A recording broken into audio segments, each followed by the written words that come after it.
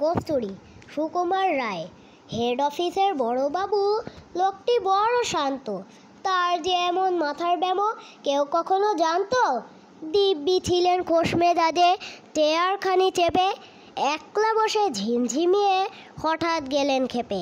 আজকে উঠে হাত পা ছুঁড়ে চোখটি করে গোল, হঠাৎ বলেন, গেলুম গেলুম, আমায় ধরে তোল।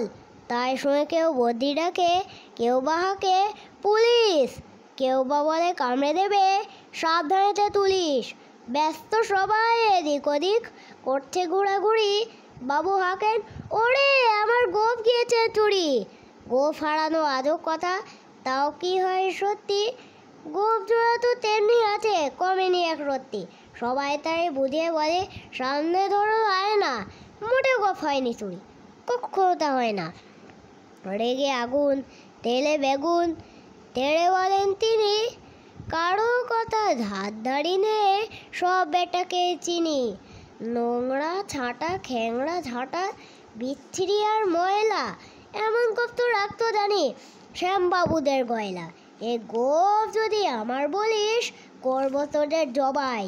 এই না বলে জরিমানা করলেন তিনি সবাই।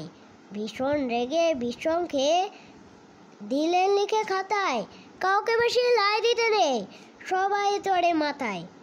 অফিসের এই বাদরগুলো মাথায় খালি গোবর, গোঁফ জোড়াতে কোথায় গেল কেউ রাখে না খবর। ইচ্ছে করে সব বেটাকে গোঁফ ধরে খুব নাচে, মুখ্যগুলোর মুন্ডু ধরে চেপে কোদাল নিয়ে চাচি। গোঁফকে বলে তোমার আমার, গোঁফ কি কারোর কেনা?